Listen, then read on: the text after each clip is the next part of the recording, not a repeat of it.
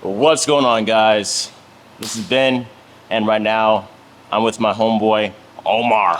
What's going on, guys? All right, so right now I'm on a main gaining stage. I've decided I'm going to compete later on this year. So right now I'm not counting my calories as strictly as I usually do. So it's my days off. I'm going to treat myself, and my homeboy here is a great cook. It's super awesome. So Omar, take it away. What are we going to be cooking today? All right, so I got some grass-fed stewed beef here. I've just been letting it dry up a little bit. And we're going to make a little curry. Mm-hmm. So we're kind of going to play it off and just play the guessing game with the spices. But I chopped up some onions here, some serrano peppers I'm going to get. Chop these up kind of flat. And then some tomatoes. Okay, awesome. So there's going to be a curry. Okay. And what I like to do first is I'm going to fry up these onions in some clarified butter. Mm-hmm. Some what butter? Some clarified butter. Clarified butter. Right here. So this is the, let me turn this. Have you ever had ghee before? Have I ever had what? Ghee? No. So when you get butter and filter it, you get the fat. You filter out all the milk protein, and it's like the purest form of the butter, and it has a really high heating point, and it tastes amazing. Huh. And I love to cook most of my food in that. There we go. So get that nice and... So right now you have it on medium heat? Yeah, medium high. Medium high, okay. Then I'll throw some onions in there. Now where can you get that butter from? Most stores have it in the fridge section or even the oil section. It is a little pricey, so what I like to do is I like making it myself. Okay. If you just look at some like videos on YouTube, what you can do is get the butter and slightly heat it and slowly strain it. Comes out pretty good. So yeah, just throw the onions in there. But So what kind of calories are you usually eating well, when you're actually like counting them and whatnot? you know, since my diet is pretty much usually the same, honestly, right now I'm doing maybe about 2,200, 24. Okay. But competition time, it's roughly 1,800. Oh wow. 17. Yeah. And regarding that, it doesn't really take that long for me to get as lean as I need to be for stage. Gotcha. And that pretty much comes with trial and error, because some people, you get them at 1,900, 1,800, and they could lean up pretty decently, but some people, you have to drop them substantially low, especially if there's a certain time frame in which you need to be on stage. And you can have a coach that says, you know what, how about we hold off on this competition and let's do a nice controlled cut that makes sense. Okay, right? But if there's a particular show that you absolutely need to do for whatever reason, let's just say that so for example, the last show that I did, I didn't know that show existed. Okay. Right? So it was NPC show to where it was a natural competition. And the winners were supposed to be tested, blah, blah, blah, right? And I was like, you know what? I already know that people are going to be on, but I knew that it wasn't going to be like a free-for-all the way it is at every other NPC show. So I was like, you know what? Let's get to it. But I only had roughly, I want to say, 5 to 4 weeks to prepare. Okay. You know, and some people, their cut is 8 weeks. Some people, their cut is 10 to 12, all right? Some are a little bit longer. It depends on how much fat that you hold on the off season, I don't really hold out much, right? But because I had a limited amount of time to get ready, I had to really push it by cutting the calories as well as doing cardio, which I don't normally do. Talk to me. So this beef, Yeah. is it like, how lean is it? Is it lean at all? Yeah, it's relatively lean, man. It's a stew beef. I actually have one of the bags right here. So it's from HEB. It's a grass-fed stew beef. That's Okay. bloody right now. So per 4 ounces, it has 14 grams of fat and 23 grams of protein. Badass. So it's not too bad. Bet. Okay. It's a relatively lean meat. Got it. Got it. So yeah, browned the onions, medium-high heat, and then I added the beef to it. Look at that. To get like a nice little. Look at that, guys. That looks on the delicious. outside. And then this is like a butter chicken dried spice mix. I got it from Whole Foods, I believe. Huh. And it has Over in McAllen? In Houston. In Houston, okay. Yeah. So I just All brought it over here. I brought a bunch. And this has a little bit of coriander, chili powder, salt, and dried onion and cumin. So it's kind of like an all-purpose Indian dish thing. So I'm just gonna. Okay, guys, I apologize for the angles. This video is gonna be pretty raw, okay? But I hope that you guys are just taking note at this awesome culinary skills that my guy is showing off here. Okay, right? And right now we're just chopping it up, hanging it out while my guy here is making what looks to be an awesome dish, right? Okay, so regarding the testing, right? So for that, they tested the winners. Okay. They didn't test the folks that obviously didn't place, right? Yeah. So whoever got their pro card was who they tested. And is it immediately after the show or? Yeah, funny story. Okay, right? So after I won, you know, like I was just chilling in the back, like just hanging out, whatever, blah, blah, blah. And then I was about to leave. So no one pulled me to the side and said, hey, let's get to it. Like I actually went back. So I was about to leave the area to go get something to eat with my camera guy. And if I need like high level edits, he's the one that does the editing. Okay. I do the majority of the editing, but as you can tell, like mine is pretty basic. But like I don't do any color grading or anything like that. Okay. But we're about to leave, and then I said, you know what? I don't want any ifs, ands, or buts. I don't want anyone to come looking for me. Okay, right? So I went back and I pulled one of the, I guess you would call them backroom managers. Okay. Right? So I pulled him to the side and said, hey, do I need to get tested, sir? He's like, did you get your pro card? I was like, yeah. He's like, oh, yeah. I was like, okay, all right, fine. Okay, yeah, so that's what happened, right? So I don't think it was really that strict. Okay. You know, to be perfectly honest. But like, because when I was in the elevator for check-in, bro, you know, I was chilling. And not to say that this is the 100% way of telling if someone is not natural or not, but I'm with this cat from Canada, and we're going down, getting ready to check in, and I saw hella back knee, bro. Like, I'm like, I look at like, so I'm thinking, I'm like, you know, I want to give this guy the benefit of the doubt. Yeah. But it's just like how Judge Judy would say, you know, if it doesn't make any sense, then it's not real. Right, so. And maybe he had too much dairy, man. Maybe he did have too much dairy. But I don't really drink a lot of dairy when I'm in prep. Yeah. No. What about like yogurt and stuff like that? No. And cheese and anything, you just kind of cut that out, or? I do cheese. Okay. What cheese do they have at HB? Is it the... What color is it? Is it the Ghost or is it the Carolina Reaper? I think it's Carolina Reaper. The Carolina Reaper? Yeah. So I love spicy cheese, bro. Yeah. So I love Monterey Jack. And I will start off with either Monterey Jack or the... No, I start off with the Monterey Jack.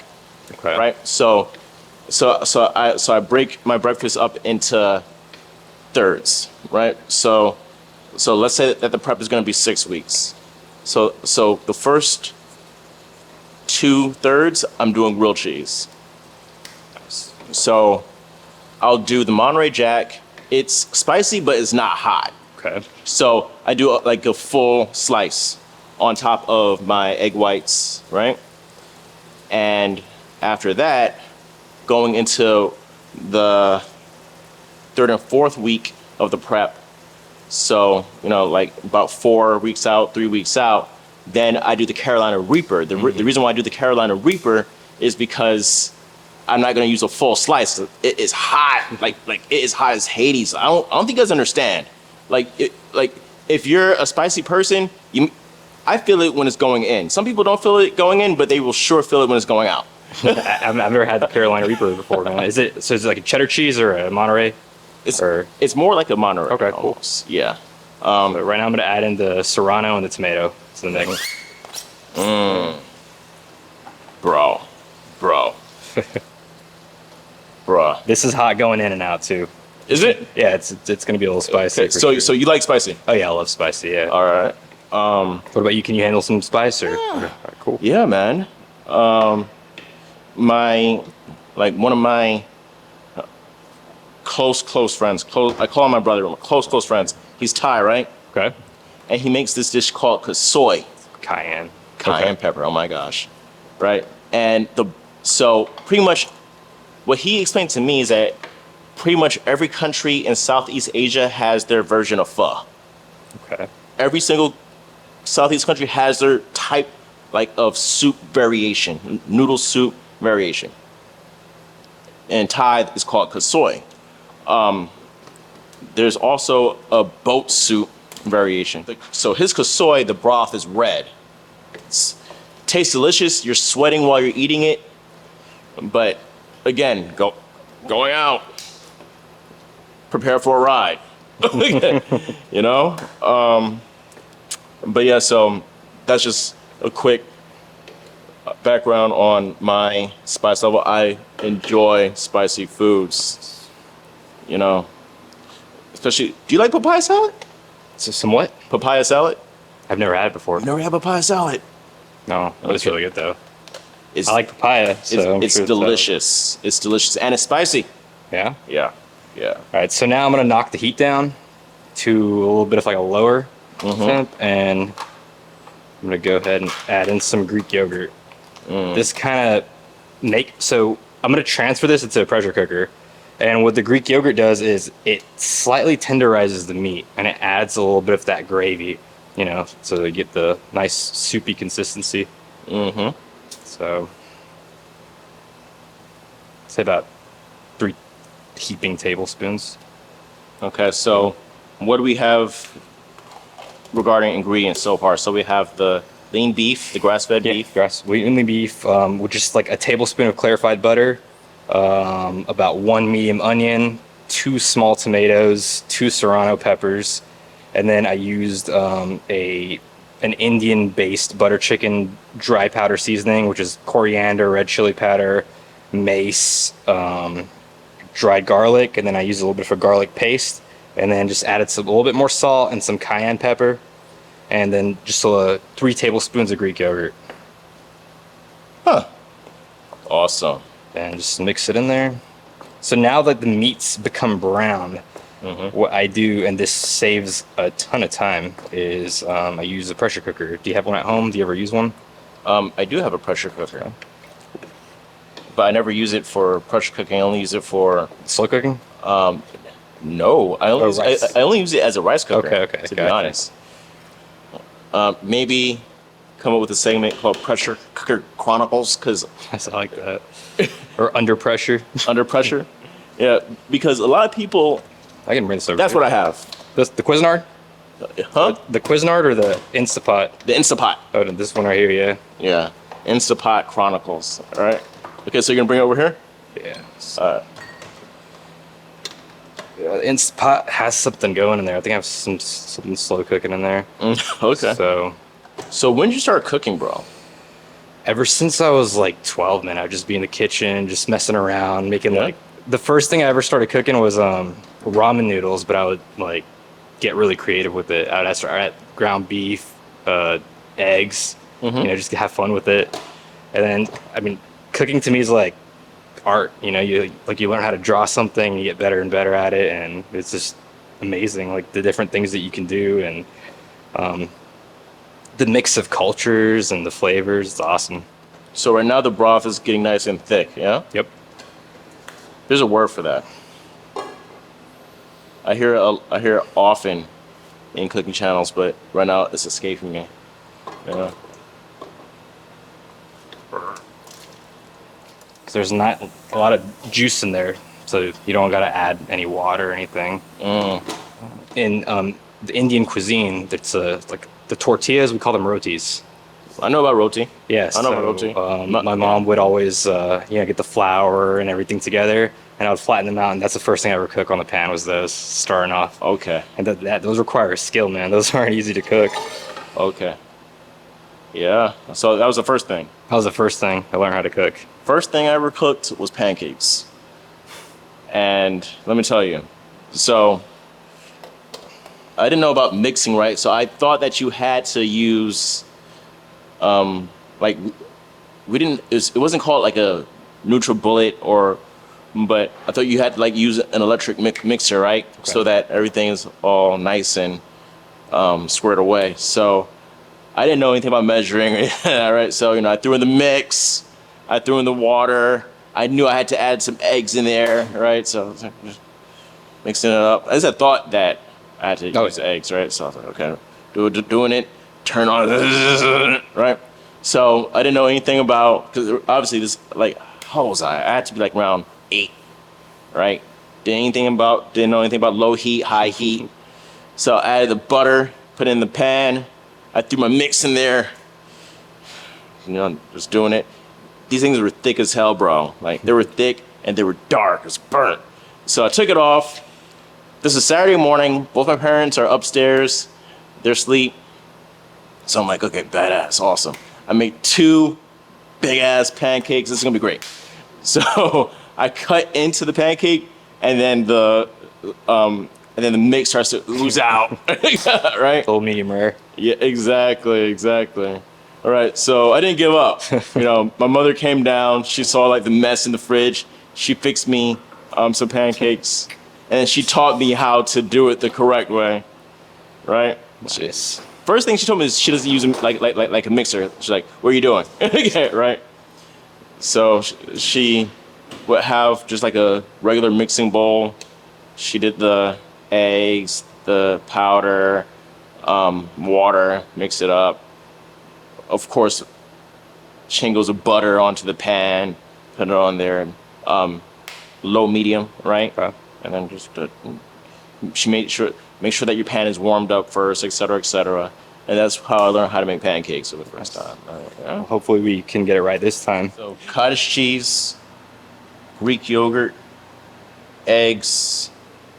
Is this farm raised? Pasture raised. Pasture raised, and plantains. I don't understand what's the difference between plantains and bananas, but what's the difference? Plantains a little bit more starchy. Same family though. Yeah, same family. A little bit more starchy. They're really good to like fry or make little cakes and stuff. So this essentially is a gluten-free pancake.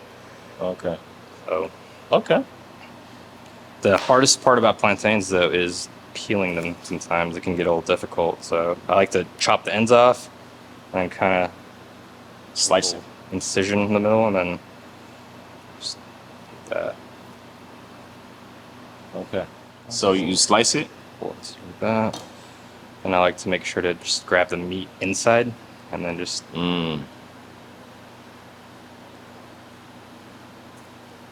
Huh. Sometimes you struggle with it, especially if they're not like ripe. They're a little green. They're really hard to get off the. So when are you gonna start making your videos again, bro? Like, those are very entertaining. I need to do that. Like right now, I'm just been prepping for school. Okay. Just been busy with work, but I think I got my procedure done too. So I think after July, I'm gonna start that up again for sure. Really, once I've been getting the itch, and I'm glad I didn't even know we were gonna do this, but I'm glad you did because it kind of brought me like back in the fold of like wanting to do it. It's like sometimes when you don't feel like working out and you go to the gym and you do that first like exercise and you're like, oh shit, yeah, this is amazing. Mm-hmm. Same kind of feels. All right, so this is a little NutriBullet cup that I'm going to use. I like to be pretty precise with this because, as you know, with pancakes, if one thing goes this way or that way, it comes out kind of weird. So what I like to do is I like to get about 300 grams of plantains. Even if we go a little bit over, it's okay. It says about 300 right there. And then this is a good culture cottage cheese, strawberry flavored. It's about 142 grams per. So I like to use a 1-to-1 cottage cheese to plantain ratio. Okay, so you I have what, 2? 300 grams of 300. plantain. So this is about 142 grams per container, Okay. give or take. Sometimes it's a little bit off. Oh. Oh, and it has the strawberries. Yeah, there's a little bit of strawberries in there, so it adds a little sweetness to it. Okay. So, and then 2 eggs.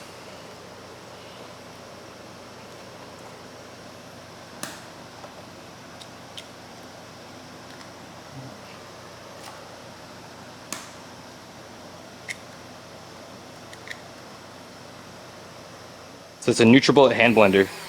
Okay. Pretty strong. You'll see it. You see it work its magic here right now. I'll turn this on in a second.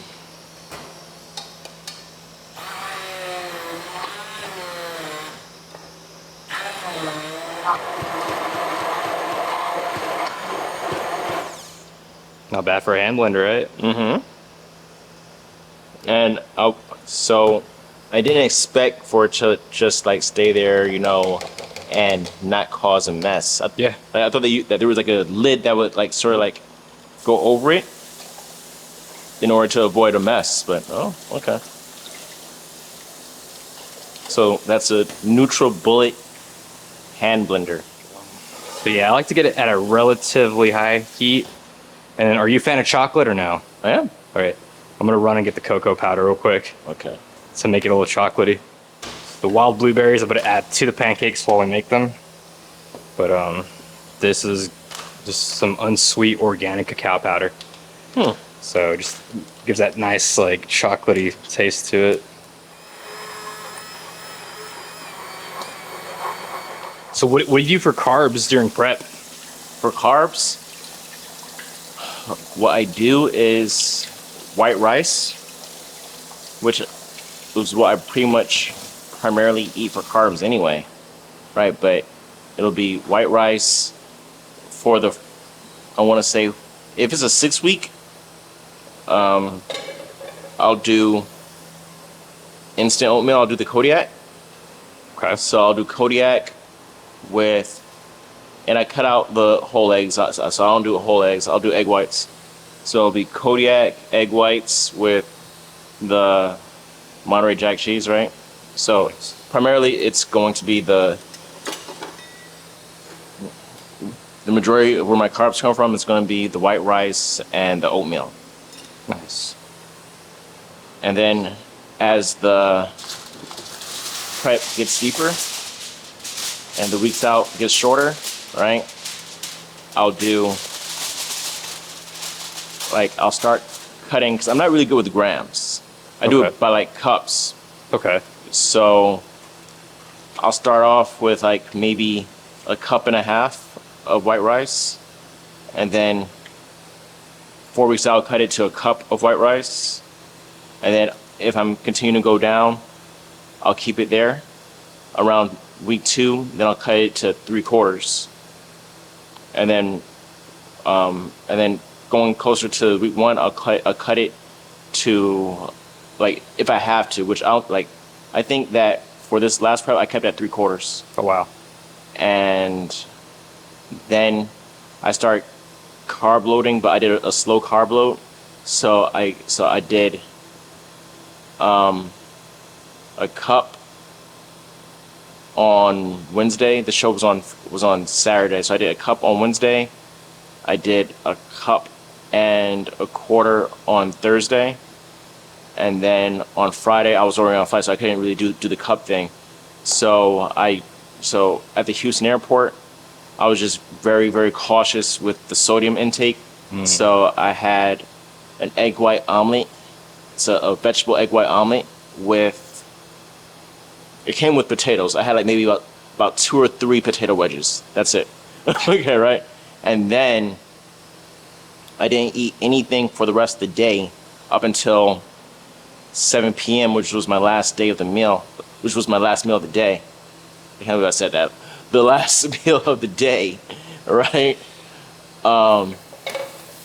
And that's what I usually do before comp. In order to get like a full carb up. Yeah. I believe the term is called either super or hyper compensation, Okay. where the body, since you've been starving it of all those nutrients, it just absorbs everything, and you're super low on glucose. So when you start to take in that excess amount of carbs, the cells just blow up, and you look lean and full while you're on stage. And just go straight to your muscles, right? That's correct. That's correct. And it's very hard to time it. That's why not everyone is the same. So your first prep and then your second prep is usually trial and error, and then you try to make it more perfect and more precise the more you do it. What does the general timing fall under usually for people to carb up? It all depends, big dog, because there's this one. So my homeboy Sharif, right? They same last name. Yeah. So well, Sharif is his first name. Oh wow. Okay. His name is Sharif Reed. He's an IFU pro out of Jersey. So Sharif. So this is guy. So Sharif, and then the prior Mr. Olympia, his name is Breon. So Breon could come to weigh-ins eating pancakes, right? And that's his carb, that's his carb load, and it works very well for him. So Sharif said he tried it one comp, and he it's called like an overflow, to where you it bleeds out the definition in your muscles. Like you look a little bit too bloated on stage. Gotcha. Right. So he's like, fuck. And then he said the morning after the show, that's when it took effect that he looked way better than he's ever looked in his life. He was like, he said he was hot. Like, he was pissed. Anyone who knows Sharif Reef, IFU Pro, he'll confirm the story. Okay. Yeah. So not everyone can do the same thing for their carb loads. So for example, like me, I always walk on stage lean, super lean, and boggles my mind when I'm in the back, right?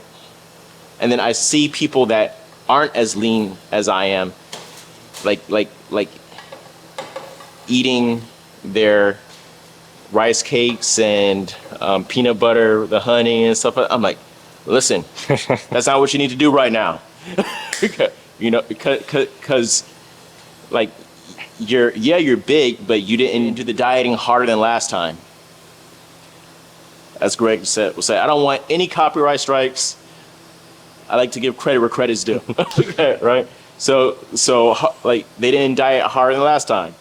So in my mind, okay, so you didn't diet hard.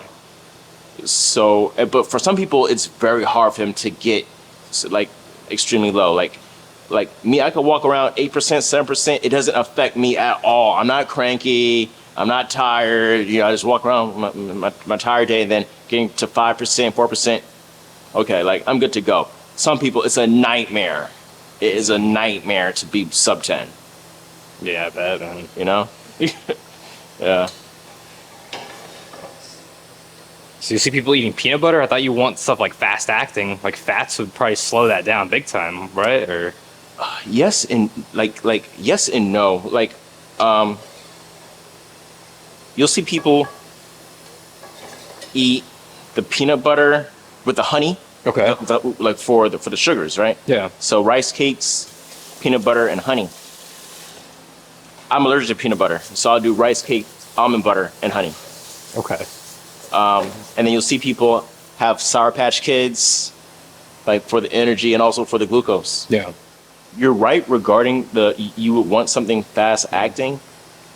I don't know why they do the like. I honestly don't know why they do the peanut butter. Maybe it's to like they're starving and it helps like satiate them. Just missed the peanut butter during prep. Maybe, but you would think that they're doing the peanut butter in their shakes, Right. Maybe. Okay, so what are we doing? So I get the pan really hot, get some butter, and I literally just line it up in there. And it's honestly not that much butter. I've gotten it precise to the point where like I would weigh the butter before putting it in there. It's about 5 to 7 grams. Huh. So relatively negligible. And this is what I love about the plantain, man. It's thick, so like when you pour it, you don't have. It doesn't take too much energy like forming it. You know what I mean? Like how you, it kind of, like 3 right there. So this is awesome. So these are just plantain pancakes with a cocoa mix, and you added raw cacao, okay. cottage cheese, fat-free cottage cheese, a dash of Greek yogurt, and 2 pasture-raised eggs. Okay. It's really simple. All right. Full of protein too, as you can imagine. If you want to really get crazy with the protein, you can add like a scoop of protein in there. But I just like keeping it at that. Yeah, just kind of cook. When you start seeing a bunch of bubbles form, that's when you know it's time to flip it. Okay. And how is the stew doing? It's good. So now it's at 0, so I guess it's just letting out the steam. Okay. Slowly. And once that thing pops out, it means it's ready to go. So that's almost there. So I kind of like having something sweet and savory at the same time. I don't know how you...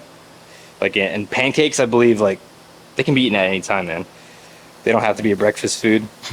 So, yeah. There's not a lot of butter that goes in there. You said it's not a lot? No. Oh, okay. Just kind of lines the pan up a little bit. And so it's pretty clean pancakes, I think. Bet. I love pancakes, man. I love pancakes, love waffles, love French toast. Pretty much anything that I could put syrup on. I love chicken and waffles. Oh, yeah. Stuff's good.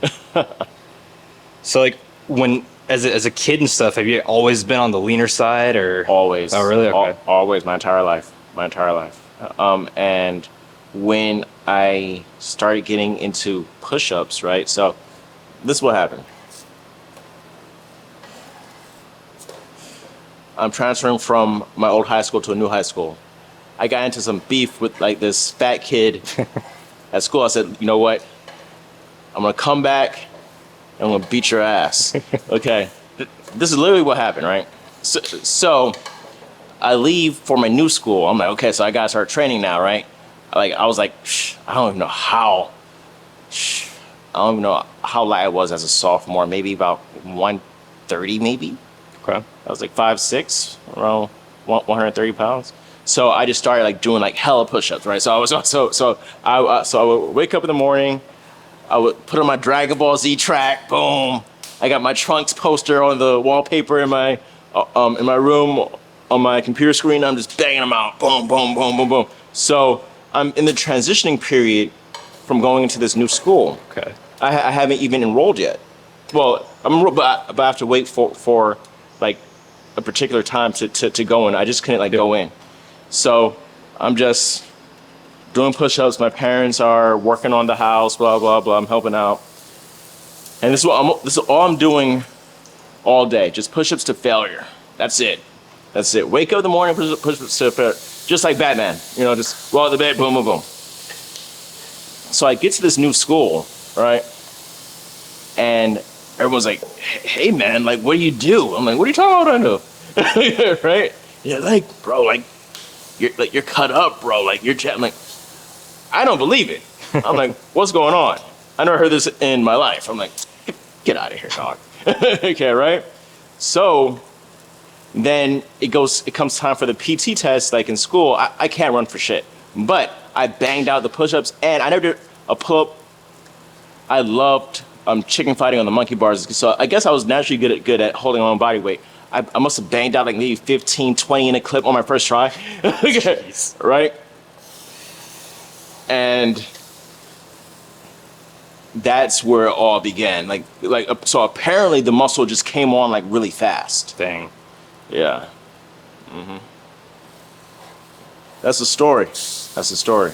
I had the complete opposite experience of you, man. I've always been a really low muscle, high fat kind of guy. I was obese like as a child through my teenage years. But you say you love cooking. It's what comes with the territory, right? So for me, in order to like maintain any kind of shape, man, I gotta really watch what I eat. Okay. I gain weight at 2,500 calories. Oh yeah. Yeah, Okay. at my size, I gain weight at 2,500 calories. So I generally eat between 1,800 to 2,100. And people look at me, they're like, "You're a big guy." Like, Right. wow. But Right. that's what works for me. And I count my calories every single day. When I, try to bulk up or whatever at 24 to 2,500 calories, which is usually most people's cutting calories, I will start gaining excess fat, even with the cardio, even with weightlifting. It's wild. But you see, the thing about it is, man, like, so you know how people say, like, I'm bulking, right? Yeah. So I agree. Like, Greg should just have me on this channel because I agree with like 99.9% of things that he says. And I love having him on in the background. Just listening. It's awesome. Right? And what he says is like the majority of people, they never need to go on a bulk ever because they're already fat. Yeah. Right? They already are holding on excess amounts of fat, 20% plus. Agreed. So why do you need to go on a bulk in the first place? It doesn't make any sense. You already have enough fat to put on muscle. So when they're cutting at 24, 20, like 23, 24, they've already been to the like a little bit past what is recommended in regards to calorie intake for their size. Yeah. That's what that is. That's why they're cutting at 24, 25 because they've been in a super surplus for the majority of their year. So, if you're accurately counting your calories, man, it takes a lot to eat. Even 2,800 calories. Like, Oh yeah, like especially if they're clean calories. yeah, it's not easy. Yeah, agreed. Like that's why when, like, you'll get,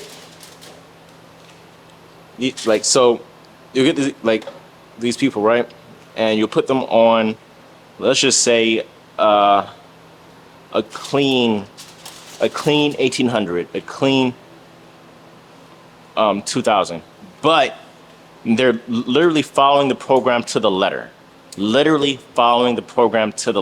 Right? They'll say, I've never eaten this much in my life, but I'm losing weight. And they say, and then they'll say, you see, like, you don't have to cut all these calories to lose fat. Bullshit. You're cutting the calories. It's that they're not realizing it. But that's not necessarily what people want to hear. Like, I'm on YouTube, just cruising the YouTubes, right? And these commercials come out. Are you tired of those programs of these 1,800, 1,600, 1,200 calorie programs?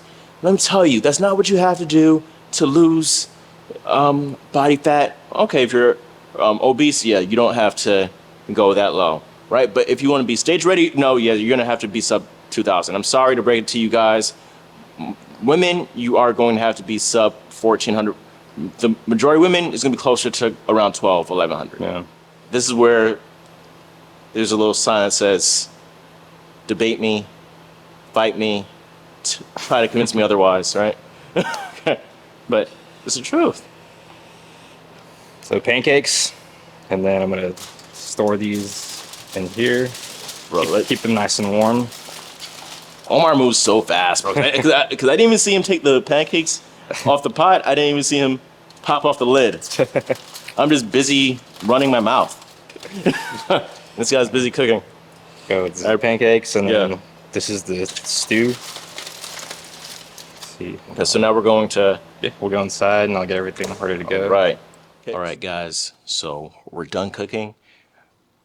Sharif Omar has been gracious enough to let us into his humble abode, and he prepped the meal. So I'll allow you to give the breakdown again for the people who are just tuning in or maybe forgot what's going on here.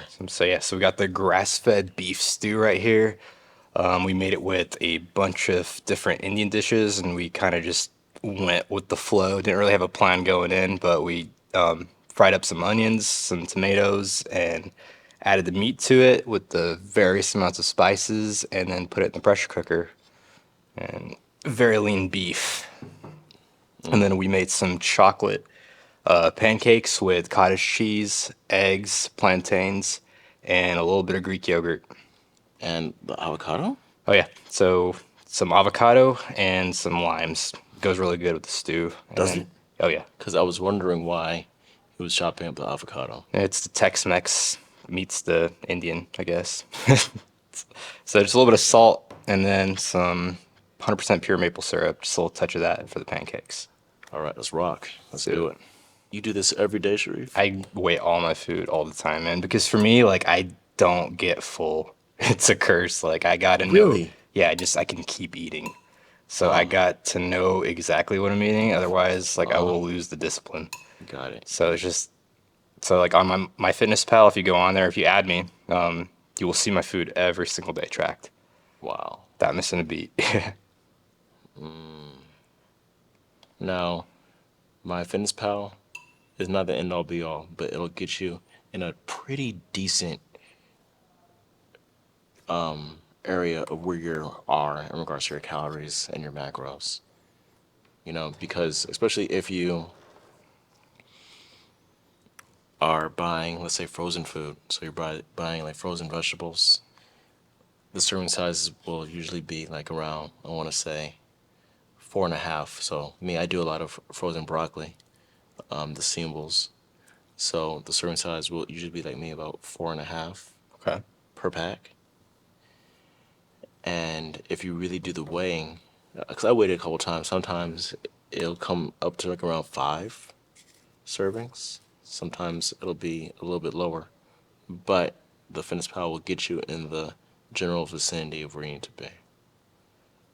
You know, like really the only way of actually knowing precisely is if you actually get the raw material, the rice, the flour, what have you, the meat, and you're literally weighing everything. Yeah. You know. Let's see. Again, I go on these little talking binges and I forget everything. I just keep on talking. Right. Okay. So do you use my Fitness Pal as well? Yeah. During prep. Yeah. Yeah, man. I find that's like the easiest way because even if it is inaccurate to a point, right? It's accurate enough because I've used it during all my preps and I always eat the same thing. So because of the consistency in that regard, it works. Because even if it's off, I know how the calories in the Fitness Pal, because I eat the same thing all the time. Gotcha. I know how the calories that I'm looking at affects my body composition. Okay, let's see here. Oh yeah, that's good. That's real good. It's a really lean meat, but the Greek yogurt's what adds that tenderness to it. This is really good, bro. But so I don't know about y'all, but for my food, like I don't really eat the same. Like I don't really mix. I usually eat one part at a time. I'm a mixer, man. I just put it all together. And so when you were doing the 3,000 calories, like you said, like how did that affect your body composition? I was carrying more fat than what I was used to carrying, and it didn't really sit right with me. It affected me mentally more than anything, because since I've always walked around. Oh, and that's another thing about body composition. It's very hard. Like that's why weight loss. It's it's like it's hard. People like think that that it's easy. No, it's pretty difficult. The reason why is because everyone has a particular image in their head of of who they are. So if you have been skinny your entire life and then you end up being large, right? That wears on you mentally because like especially if throughout your life, a lot of like how people engage with you has been due to your looks. Yeah. Now, if you become like a large person, you start to gain weight, it starts to wear on you because that's not how you, it doesn't really fit with your self-image. And if you're large, it, if you're like if you lose the weight, a lot of people they have trouble maintaining it. Why? Because number one, they're like they're fighting against habit, genetics, and self-image. Because so they've already gotten that like the good habits down. And they know what to do in order to work with their genetics. Now it's the self-image because now they need to work on on walking that fine line between, okay, I am at a good point to where I feel good about myself. Fitness, it's something that needs to be treated very. People don't take it as seriously as they should. In my mind, that's why I was talking about the TikTok and the selfies a while back. Because again, they're seeking more attention. They're seeking more More of those dopamine hits. yeah, validation. Yeah. It's a slippery slope, man. You like you said, you go in there to be healthy, but it sometimes turned out to be a pretty unhealthy endeavor. You got to keep up with those expectations, and people do some crazy stuff to get there and maintain it. Like so, for example, right? Like, why do you like why do I sing? Oh, poor baby. Like, why do I see so many young children on SARMs? When I say young children, I mean like 16-year-olds, 17-year-olds, 18-year-olds on SARMs. Like PED use was always a thing Yeah, in high school, but now it's just very common. been exacerbated. Insane. Insane. 16 and 17-year-olds on this stuff, man. It's crazy. And those, like, I don't know too much about SARMs, but I feel like those are probably more detrimental to your health than straight up like injectable stuff because this is going through your liver. And And they're cheaper. yeah, and a lot easier to access too. These pancakes are wonderful, bro. Glad you like them. I mean, for me, like to have that bite and still not have any like wheat or gluten, it's just pure like you got your fruits and your cottage cheese. It's a very like natural pancake. So I like the chew that it has and a lot of protein. Well, all right, guys. That's it. As you can see, I'm done with my plate. Everything was awesome. So, Omar, you have a YouTube channel? I do. So it's the whole Carnivore Khalifa character that I came up with. I used to have a stocks channel called SNN, and I kind of honestly I just got tired of talking about stocks, so I kind of transferred this over, and I have no content. I need to start posting content. This has kind of gotten me that feeling of going again, so I'll start putting some stuff on there, man. It's a huge transition. I might lose some audience because it's to go from stocks to talking about meat. It's a little bit of a jump, but we'll see. All right, so be on the lookout. Again, this is like a raw video. I'm gonna have Louise clean it up. But if he is going to be putting up more content for the Carnivore Khalifa channel, I'm gonna be as available as possible to try out the dishes. Oh yeah, no, for sure. Okay. Well, guys, if you like the video, like, comment, share, and subscribe. Go to his channel, subscribe. Is it so for YouTube, is it the Carnivore Khalifa? Carnivore Khalifa, yeah, just like the Instagram. So There we go. All right. Until then, stay tuned for the next video. Peace. There we go.